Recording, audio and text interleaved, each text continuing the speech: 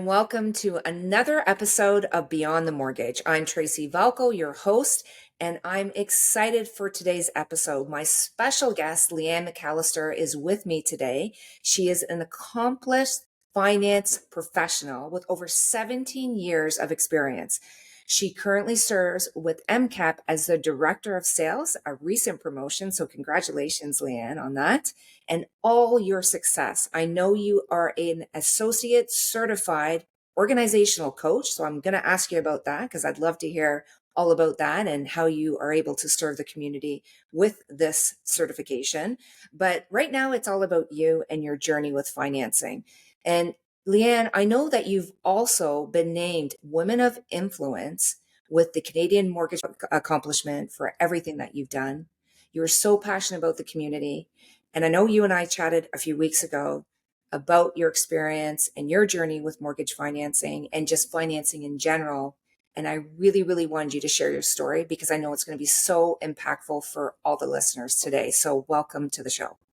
Thank you, Tracy. So happy to be here. I really admire what you're doing. And I've learned over the years that hearing other people's stories can be so impactful. So my intention today is hopefully there's someone listening that can resonate with my story.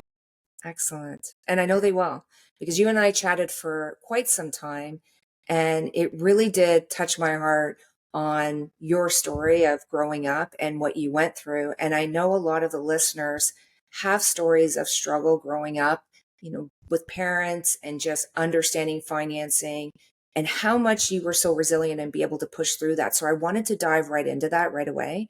And I really want you to start and to tell me and tell the listeners about your journey with financing. So it is one of those things that I'm happy for the opportunity to reflect on it as I was preparing for this, because I was raised by a single mother.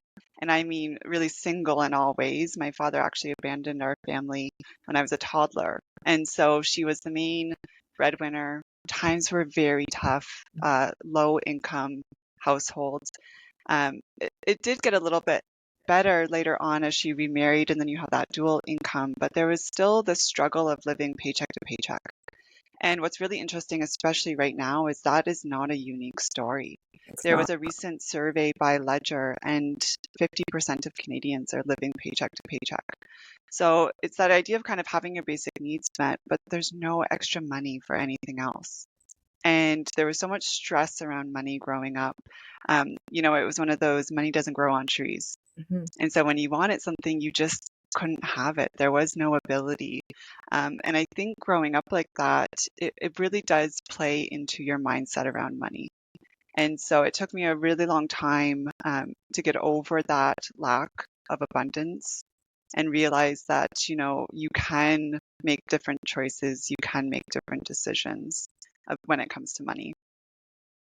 Absolutely. And I think, to your point, especially in, the time of era that we're in right now, so many people are struggling financially. So I think that, you being so gracious to share your story will help people feel that they're not alone because I'm sure growing up, you probably felt very much alone. And that conversation wasn't prevalent, right? Like we didn't talk about financing. People really, and they still do, right? A lot of people keep that near and dear. We seem to have in society where we're so judged by what's in our bank account, not what's really in our heart, right? So maybe you could talk a little bit about that. Like, growing up and again, like you said, a single mother, raising you and how you felt with not being able to have what other kids around you would have. Like how did you find that growing up, how that defined you and how did you push through those barriers? It's interesting because I think when you're really little, Hmm. you don't realize like there's so many other things that go into family life other than money. It's until you kind of get to that school age and then you realize, I can't have the new sneakers or the brand name jeans. And then around Christmas time was always a really big struggle because you'd, go to your cousin's house or go to these other homes and see there were so many presents under the tree, and that was not your reality. Yeah. Um, and so I think there's that lack, but there's also this awareness later on in life that there was other things that made up for it. and you don't realize the struggles that your parents have. So to anyone that may be struggling and they have small children, the gift is being present with them and caring and loving. And there is going to be moments later on in their life where they look back and have this profound appreciation for what you did give in that absence of money. Like I remember, having this moment where I looked back and I thought, oh my gosh, it just kind of all the pieces fell into place. Hmm. And so when I was a young girl, we went to this really big Christmas event, and it was my mom, my sister, and I. And we show up, and there's all these kids, and Santa's there. And I'm so excited. I get back to the table, unwrap my gift, and it was a My Little Pony. It was blue with pink hair, came with a brush. I can still smell it when I think about it. And I looked around, and there was all these little girls with ponies, and I thought, how exciting we all got ponies. And then it wasn't till later in life that, I replayed that in my head thinking about it. And I didn't realize that it was an actual event for parents to bring their children so they could get a Christmas gift. And I remember the tag saying, girl, ages 4 to 7. And so as, the kids were coming up, they would just grab the gift that matched you. But I didn't think about that. I just thought I was so excited to have a little pony, and everyone else got one too. Yeah, that's incredible. I know I'm so reflecting on that because I think, like, again, it's a moment that defined you, right? It's something that really probably shifted your perspective. So looking at that now, maybe share with me what shift was in your life with financial literacy and being able to take, the struggles that you had and what defined you into where you are today in life with financing. So for me, it was this idea around you're going to have to work hard. Hmm. And so when I was in high school, I had 3 jobs and still maintained, honor roll. I knew that that was going to be a part of my story if I wanted to, kind of make something of myself and have the luxuries that I wanted to have. But then there's also this piece of when you do succeed and you do have achievement, giving back and giving back to your community. So that is the number reason why I, am involved in charity and I volunteer. Because what I've learned is when you're the recipient of that, it's the gift that keeps giving. You're planting a seed for someone and you're kind of giving them a hand up, and they are going to eventually want to help others. So it's this beautiful cycle of growth of giving. I love that.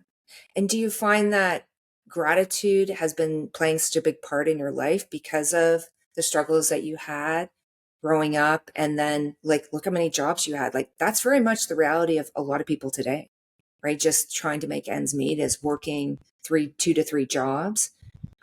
It's amazing how many people that I've talked to in a space like that are so grateful to actually be able to wake up that day and have the opportunity here in Canada to be able to do that. Do you find your gratitude is even increased just with the experiences that you've had over your life? I think gratitude is the number one way to build wealth. When Yeah. you're grateful and thankful for the things that you do have, it's going to change your perspective on everything else in your life. And so I think a lot about consumerism Hmm. and this constant pressure to consume and have new things. But if you actually take a step back and look at what you do have, then all of a sudden you're not having to fill that void with purchasing and buying new. Hmm. Just speaking on that, I actually just was thinking about that, how we've been such a society over the years about materialism, right? And so many people have lost so much savings because they're filling the void of maybe not dealing with past trauma or not feeling love for oneself and filling it with material needs, and then hitting a point where it's unaffordable for them to obtain a lifestyle that's not filling abundantly. And I think many people out there just haven't worked through that. Was there ever a point in your life, you could share as much as you want, and not, because I know it's a sensitive topic for a lot of people, but it's such a needed topic of conversation. Was there a time, because you've gotten all this success, right? And you've worked so hard for it. And sometimes when you're into the space of abundance and gratitude and wealth comes in, it's hard to be able to not just budget, but be strict on financing. Was that ever a struggle for you? And if it was, um, what changed it so that you were able to get your financing back in perspective? I learned the hard way about debt, Yeah. and I'm grateful for that lesson. I was, a student at university, and they gave you the student visa card and the student line of credit and the student loan. They just gave you all of this credit. And I went to the Hudson's Bay. I bought as many pairs of shoes that I wanted. I went out for dinner. I had tons of fun, and it was like free money. I Mhm. had no sort of financial literacy in terms of what that actually looked like in paying back and how interest worked.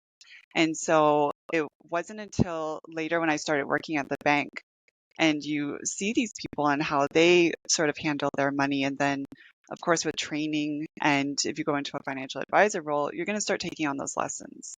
And so I realized that, there is this ability to have a plan with your money Mhm. and digging yourself out of debt. I remember the exact day when, dug myself out and made a promise to myself, I'll never go back because it is crippling and it is extremely difficult to get out of credit card debt. Yeah.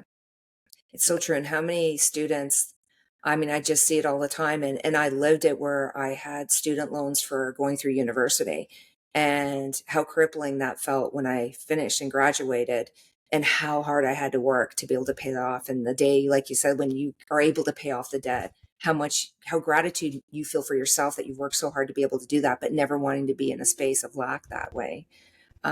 Because it does really impact what you do every day. One thing I wanted to bring up and see if this was something for you, because financing, through the course of my life, there was many struggles growing up as well. And I think we've all had lessons with our parents and everyone it struggles at some point with financing and how you can overcome that or not.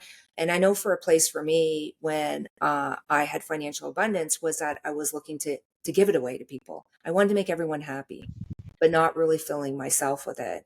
And, being able to turn that around and really become disciplined, knowing that, yes, I'm entitled to have a good life just because we had struggle growing up financially. I am still entitled to have that. Did you find that at all, Lee-Ann, that you were at a point when you had financial abundance, you were one to, give it all to everyone and realize that it's something that you actually deserve? I sort of had the opposite Okay. experience where my mindset was, I'm broke, even though I wasn't broke. So my husband would be like, "Why don't you buy new hiking shoes?" And it would, Okay. well, I don't really need them. These are doing just fine. He's like, they're really not. Like you can treat yourself and you can have those things. So for me, that was a really big turning point where, okay, I can spend some money on myself and I can do things, but I was so used to sacrificing Yes. to pay off of that debt. And so that mentality really stuck with me, Yeah. where if you have a plan and you have this like big, hairy goal Hmm. and the sacrifice starts to come easy and you start become obsessed with it because you're like, look how much I can save if I, buy secondhand clothes. If I remember when my son was young, I was obsessed. I swear I made money on my son because I would go to these events and I would buy all of these secondhand clothes and I would go right at the very end of the event where no mom wants to take it back with her. So Hmm. I'd say, I'll clear out that table for X amount of dollars. And then he'd wear them and then I'd kind of put them back into a tub and then resell them. Hmm. His stroller was the same way. Any sort of gadget was the same way. And so I really started to look at things differently where you can have certain things, but there's this, you can reuse, you can recycle. Mm. And that's really stuck with me. And you know what? There's so much money, like you said, in recycling what you have. I mean, there's so many consignments out there, and it's actually very trendy in most cases, right? So, I love that. I think that's great. One thing I want, and I always ask everyone that comes on the show because I think it's so important for people to understand. How would you define your relationship with money now? I would say gratitude. Hmm. Even when I grocery shop still to this day, and it is so hard right now. The grocery prices are through the Oh, roof. yeah. But I still, and this was something that I started so long ago and I still do it to this day. I'm so grateful when I leave the grocery store. I don't think to myself, oh my gosh, that was so expensive. I'll catch myself and I'll say, I'm so grateful that I was able to buy this food. that I'm able to, go home. I didn't take anything out of the cart. Mm-hmm. And that's a really great place to be, I think. It's amazing. And you're so right, because gratitude will bring the flow of abundance of money into your life. And do you practice that quite a bit? Like, do you practice gratitude when paying a bill? When you said like going to the grocery store, you practice that afterwards. Is that something that's part of your regular routine? Yeah, Yeah. definitely. And it's such a fun thing to get into the habit of if you're not in the habit of it, because watch how your life changes. When you start saying thank you, and I'll be driving down the street, and I live in Kelowna, and that was a huge dream come true. And myself and my family, if we cross the bridge and we don't say, "Oh my gosh, look at the view, thank you so much," Mhm. we kind of catch ourselves, and like we don't want to ever forget that that was a dream of ours and that we're really grateful to be here. Yeah. One thing that I've practiced for many years is when I get paid, I pull the statement off and I print it off, and I actually I use a lot of Japanese proverbs. So I put Eric. It's amazing the abundance that you receive by just staying in the moment and being present with gratitude and appreciation for, like you said, for everything in life. And I think being diligent on that. And when you deal with trauma and you're able to push through that, I think that it's just a deeper appreciation that you have and for everyone around you. And I wanted to ask you, Lee-Ann, with your children today, how is your relationship with them on financial literacy and being able to bring that perspective to them? So I think talking about money early is extremely important. And there's so many little things that you can do if you have it at the forefront of your mind where, I want my son to grow up and leave the house and have those tools. And so what have I learned along the way that I can kind of put into mini lessons? So even when he was a toddler, he had sort of the clipboard and he had the images of the stuff at the grocery store, and he would be looking for them, checking the price. And it's so funny because as they grow up, we would say, oh, they almost tricked us, because we would actually look at the price per 100 grams and we would compare, okay, that's actually not a good deal. This is. That's huge. I didn't learn that till later in my adult life, where it's like there's so many hidden costs if you're not paying attention. And then I would give him a budget when he was old enough. So if he was going back to school shopping, here's your budget. What do you think you need? You should write a list. And your children will surprise you with how much they pay attention to what you're doing and the decisions that you make. So one of my favorite memories is my son got to go to the mall with his budget back to school, and he priced out what he thought, the shoes were going to cost, and he balanced it all out.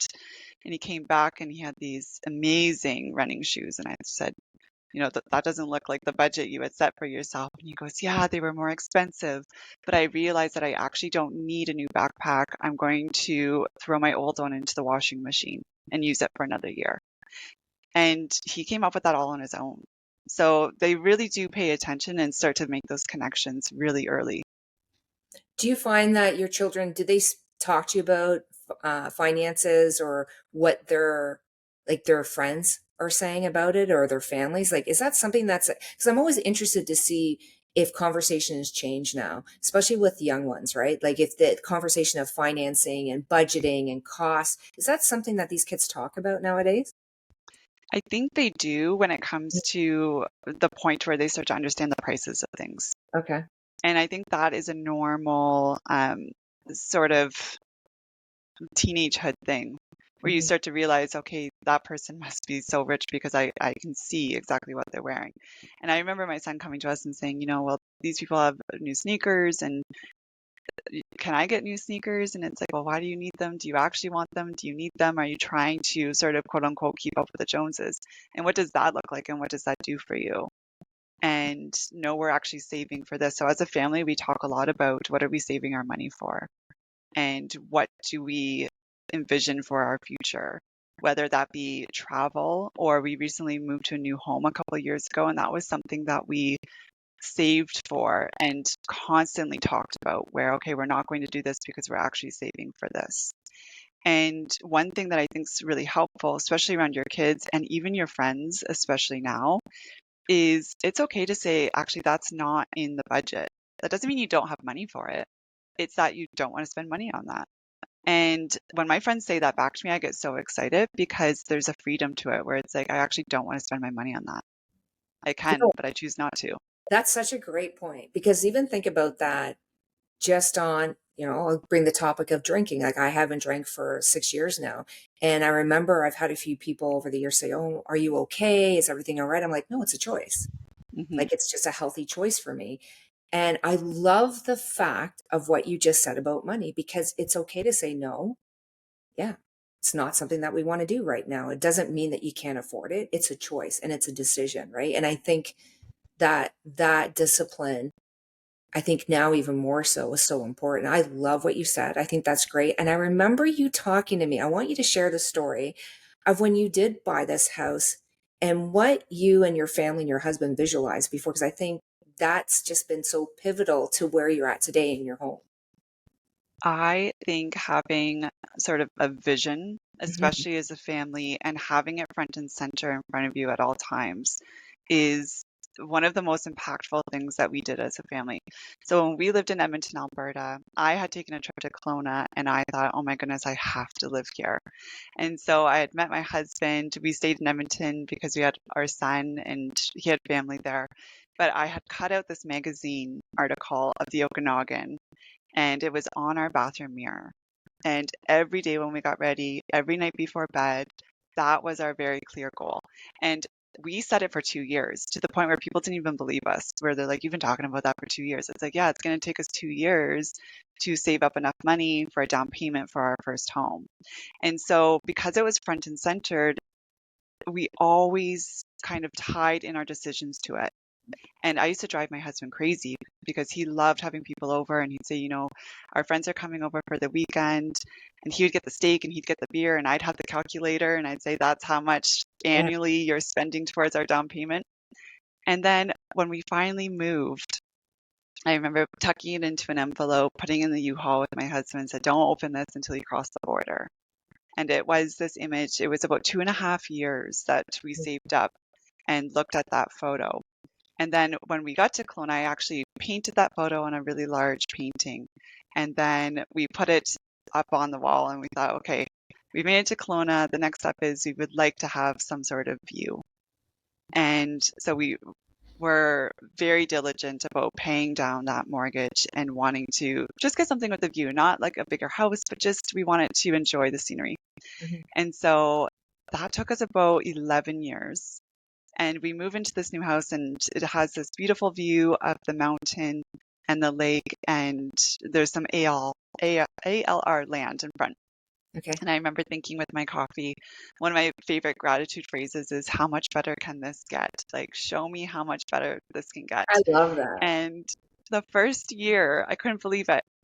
That land sold, and we're like, oh, I wonder what they're going to plant there. Maybe cherry trees. Maybe they're going to do, a big commercial garden.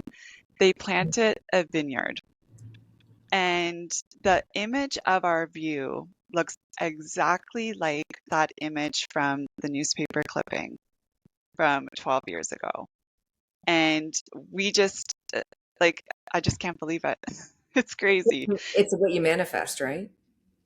Well, and it's what you put your direction towards, right? So that's always been our goal. And because we're aligned with it and it's talked about and it's out there and it's on the wall, Yeah, it's not something that we think about once a year. It creates different decisions because you have a very clear goal. I love that. And one day you're gonna have to show me this picture you painted because I definitely want to see it. I will for sure. Lee-Ann, tell me how you define wealth in your words. So I think define wealth as being able to live fully and in kindness with yourself and with others. Hmm. I actually don't think it has anything to do with money. I Hmm. think there's some comfort there. But to me, there's so many other things that go into being comfortable.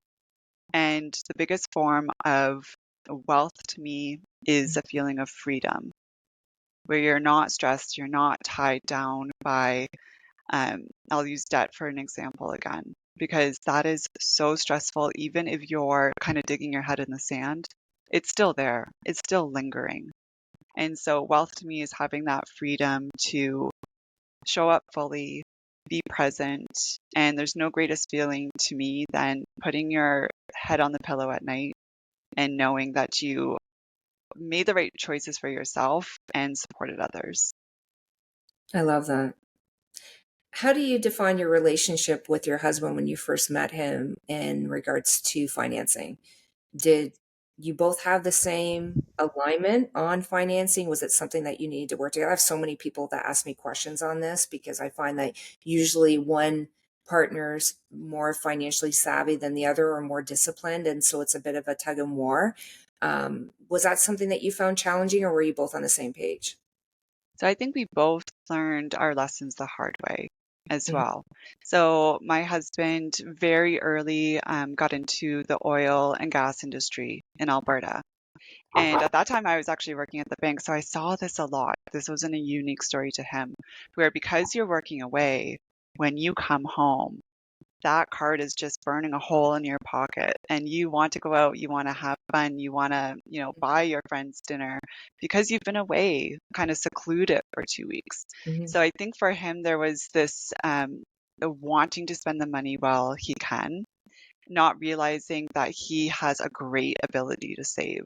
So for us, we were able to get on the same page because we knew what we wanted. And numbers don't lie. It took the feeling out of it, and it was important to us to have a budget that worked and to stick to the budget. I was a little more of the stickler, out with the calculator, and this is what we need to do. But that became a really big sense of joy in our relationship after we started accomplishing those milestones. So on the budget would be like, this credit card's going to be the first one paid off. When it's paid off, that momentum to keep going Mhm. and pay things off. And then we had enough to start allocating towards the down payment. That became momentum. Be in control of your finances if you have a plan. Mhm. That's something that's really stuck with us. I love that. And is there something now that you've got the house of your dreams? Your kids are growing up. Is there something that you and your husband have worked on that's a bigger picture for your financing?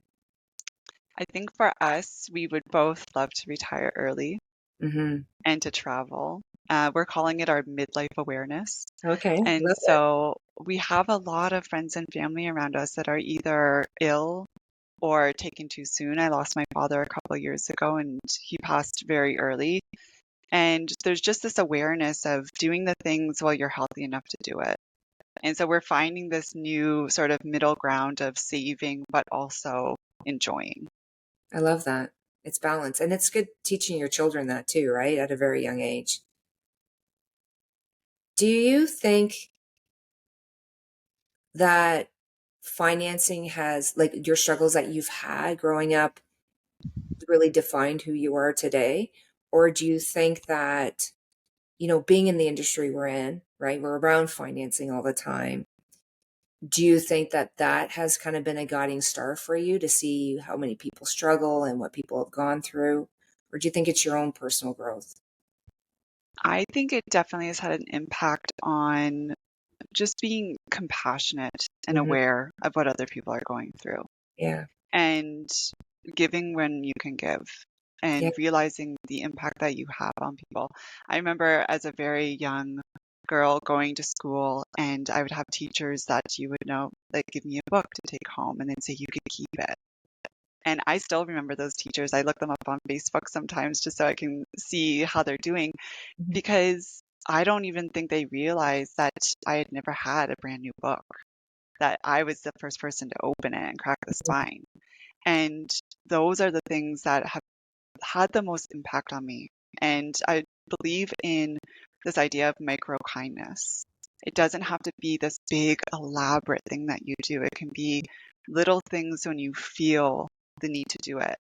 I remember I challenged myself to a year, and this was years ago, where when you think of something nice to do, and we all do this, we're like, oh, wouldn't it be nice if I did this for this person? And then you think you're a good person because you thought it, but you're actually going to be the kind of person you want to be by following through and actioning it. So I did a year where whenever that came up, Mhm. I would say yes to myself and I would do it. And that's really stuck with me where when you have that thought and you think it's going to make a difference to someone, just do it. I love that. And I know you're all about giving back And you talked about like you've got this coaching certificate. So tell me a little bit about that. How does that help you? And is there a way that you're giving back with that in our industry?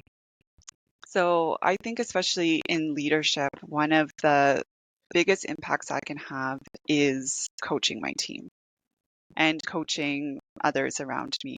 You Hmm. show up differently. And the really cool thing about the training is you don't actually have to have the answer for someone. That's mentorship, or maybe that's managing. But it's this idea that every single person is whole and resilient and creative and courageous, and they have their own answers. And so when you give someone space to either talk something out or shift their perspective or challenge their ways of thinking, the greatest joy is watching other people surprise you. Because in your mind, you think you have this idea of the way that they should do things, but they actually have a better way because it's their way. I love that. And why you're so successful, right? People love to be around amazing people that like to lift people up, and you definitely do that. What a journey you've had, my friend. It's amazing. Like, it's incredible. I'm always proud to stand beside so many strong women that are not only in our industry, but I speak to many people outside of this, our industry, that are just really making a difference and impact on people. And you know what? It's incredible. And I'm very, very grateful that you've taken the opportunity to speak to me on the show. I know so many listeners are going to have so many takeaways because so many people feel alone in the journey or ashamed of their journey and not realizing that we've all had financial struggles. So I want to ask you a question that is our mystery question from our previous guest that we had. And the question is, if you could give your younger self a piece of advice, what would that be? Oh gosh, I'd give her so much advice, knowing what I know now. Okay. Um, but I think for myself, the biggest piece of advice would be to show up boldly. You deserve to take up space. It was years for me that I struggled and didn't have to because I was, you know, not being fully present and maybe too aware of what other people were feeling or trying to fit into a box. Mhm. And once you start really liking yourself and being bold with yourself, I think it changes all of your relationships for the better, especially the relationship with yourself. And so I always love this saying where, I don't want to be vanilla ice cream. I want to be pistachio because people that love pistachio really love pistachio. What's a daily affirmation that you do for yourself? For me, it's still how much better can this get? Okay. I love that. And I say it all the time about so many things. Yeah. And for me, it's because I'm no longer attached to the results and I get to be surprised. And since doing it, it's probably been like 5 years. I surprised myself. I was limiting myself when I was trying to say, okay, this is something I'm focused on. Mhm. But by saying, like, just show me how much better this can get, I'm Yeah. no longer tied to the outcome and I want to be surprised. And it's been a lot of fun seeing what I can achieve with that. Such great advice for people. I actually love that saying. I'm gonna remember that because that definitely it makes so much sense. You know, Leanne, what's one of the lessons that you've had in life? Maybe one of the best lessons and one of the worst lessons that you've had in regards to financing. Oh my goodness. So the best lesson was from one of my husband's friend's parents. And they Okay. came over when my son was really young. Hmm. And we were sharing with them that we're saving up to move to Kelowna. We want to buy our first home. And they shared with us how they drove the same vehicles. Hmm. And, they called it kind of the hunk of junks, and they could have afforded the new fancy cars, but they understood that it was a depreciating asset and that Hmm. they were saving money. And so their biggest piece of advice was, your net worth isn't anyone else's business. And you don't have to go and show it if you don't want to. You can actually save for something. And they ended up retiring on the island. I visited their new home and it is absolutely gorgeous. And they say that's what we were saving up for that whole time. That's why we drove those old vehicles. And so that really changed my mindset around, it doesn't matter sort of what you're driving or what bag you're carrying. because you could have total different goals with your money and it has absolutely nothing to do with anyone else. That's right. And It's then your own I think, personal. I love that. yeah, worst advice is, buy the stock, buy this. It's doing so well. I just bought this. Oh my goodness. Especially, working at a bank at a young age. Hmm. It's this idea, you know, get quick rich. There is no quick rich scheme. And if it sounds too good to be true, it probably is. Yeah.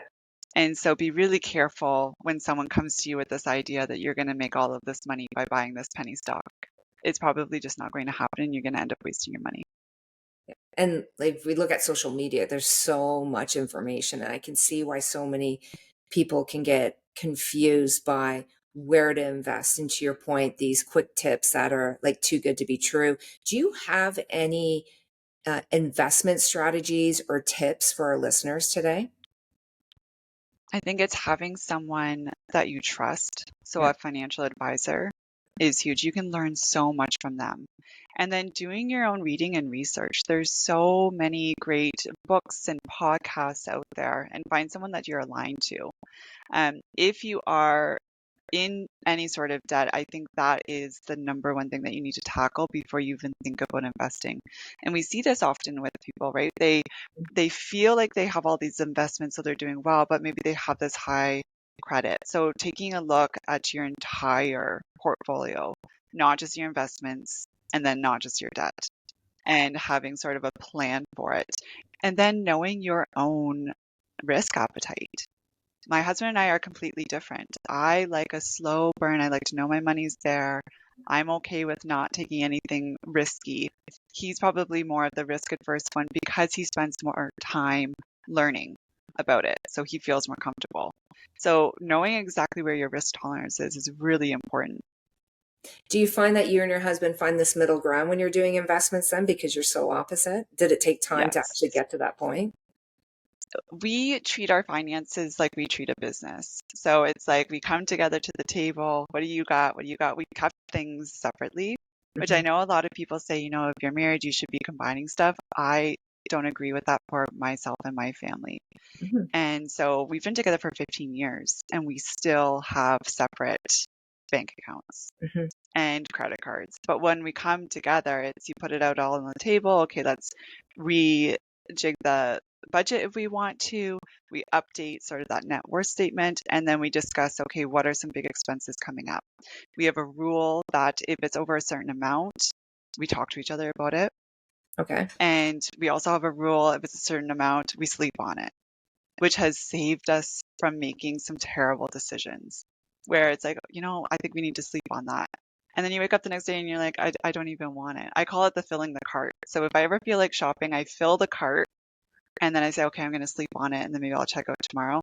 By the time tomorrow comes, I don't even want any of those things. You know what? That's a great tip for any of the listeners right now that are having problems, because online shopping is pretty much what we do now, is to fill the cart. And the 12 hour, do you do 12 hours, 24 hours, relook at it? Do I really need this? Is it something I want? Can my budget manage it? Right. Yeah. And you know what I learned from doing that? This is a hot tip. Is a lot of the online shopping knows that it's been in your cart for a while. Hmm. And so then you'll go to Instagram and all of a sudden it's on sale.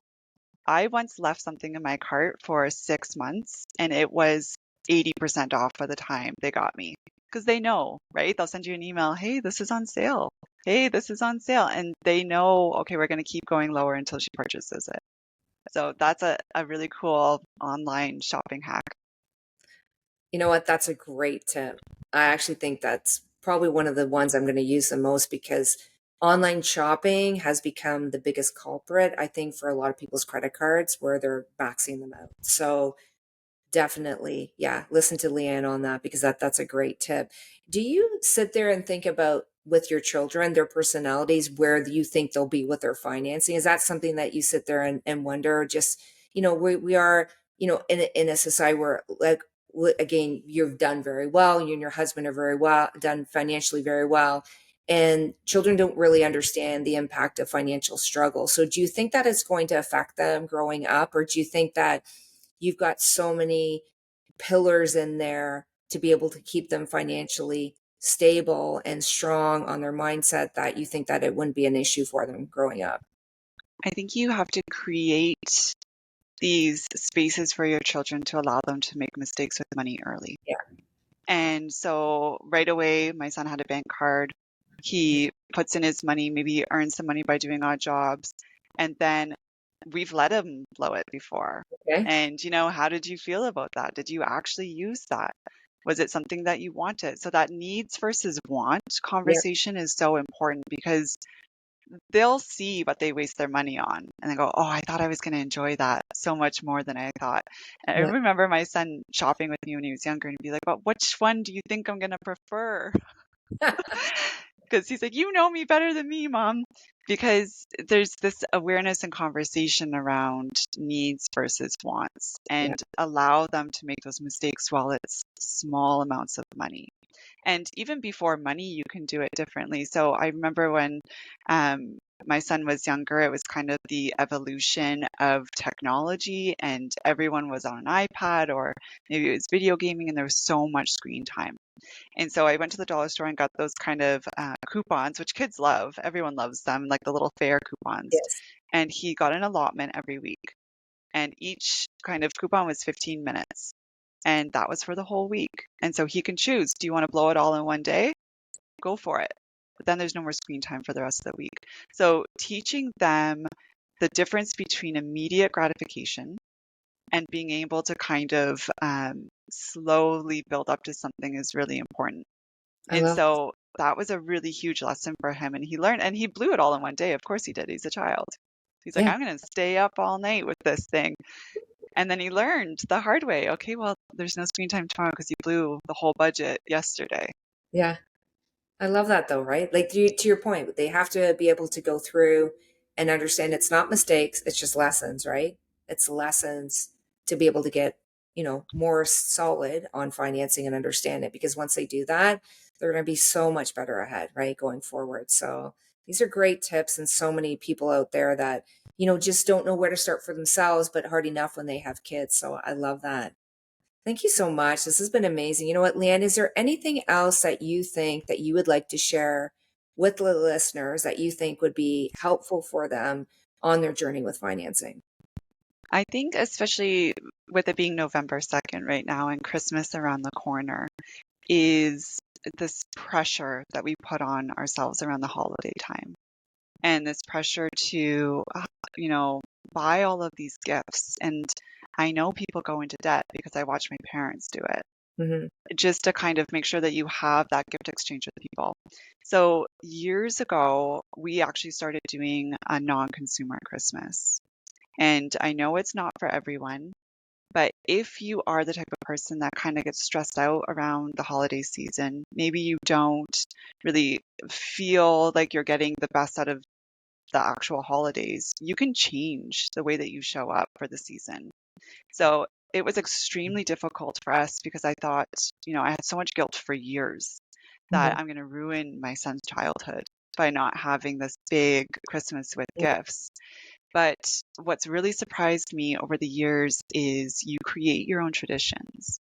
And all traditions really are is you did something one year, you really liked it, so you did it the Yes, next year and again. you just Yeah. continued it on. Hmm. And we have come up with so many really cool traditions. And every year we talk about that with my son. Like, we want to do another non consumer Christmas this year. And it surprises me now at 14, he'll say, yeah. He's like, when I go into other people's homes, I think to myself, like, you're going to be donating half of that because are you actually going to use and enjoy all of those things? And so there's this ability to look at the holiday season. What do you actually want from it? And do you want to take part in the consumerism? And looking at it in a different light of gratitude, right? So I love what you said.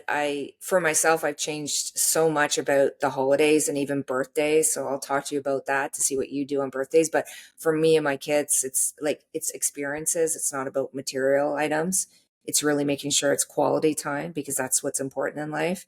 And you create that tradition, like you said. What do you do with them for birthdays? Is it the same type of experience that they have with their Christmas as well? So birthdays is experience as Okay. well. Yeah. And, sometimes it's so surprising. I remember one year, what do you want to do for your birthday? And my son said, I want to go to Subway and then I want to go to the beach. And I was like, all right, Right. done. Awesome. That's so great. But Yeah. he just thought it was the coolest thing that he got to like build his sandwich. Yeah. But I mean, he loved that day. And Yeah. we went on the Whibbit and we had a ton of fun. But you'll be surprised about what your children actually want to do. And he just wanted to spend time with me. And it's amazing if you just take the time, right? You said to sit down with your family and plan it out.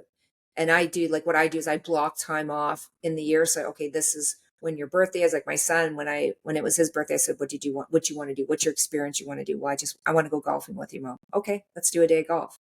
So it's just planning it in advance so that it's something that they can look forward to. And again, like it's amazing when you sit down and think about that, of changing that mindset of not material things and of experiences, how much it's really an ease of conversation because in the end of the day, they really just want to spend time with you anyway. Right. Yeah, and just So, making it about them, right? So like yes. any holidays, we're really big card givers. And so there's this Okay. big box in my office of all these random cards, and we're constantly in there writing each other cards. Yeah. And one of my favorite Christmases, actually, we kind of all go downstairs and we hadn't realized that we had snuck little cards into the tree for each other. And they get better and better every year as we kind of reflect on the year. What did I observe you do? What do I appreciate about you? And so I'm reading this card from my husband, and then my son's tearing up, and then my husband's tearing up. And they're just like really sweet, thoughtful words. And that was one of my very favorite Christmas mornings. So amazing. Thank you so much. Thank you for your insight, your wisdom, your knowledge. I know there's so many takeaways for our listeners today. And it was such a pleasure to have you on Beyond the Mortgage, Lee-Ann. Thank you, Tracy. Really appreciate it. Thank you to all our listeners for joining us today. It's such an enlightening episode. Every time I learn so much and different actionable items to help people with their finances and their journey on the freedom of financial literacy. Thank you for staying tuned. And I'm really looking forward to our next episode. I kindly ask every one of the listeners today if you can take a moment and follow us on Spotify. If you have any questions or comments or just questions that you have that you want me to address on our episodes, by all means, make sure that you message us on any of our social media platforms. Don't hesitate to reach out to us. We're here for you. And remember, to all the listeners out there, you got this.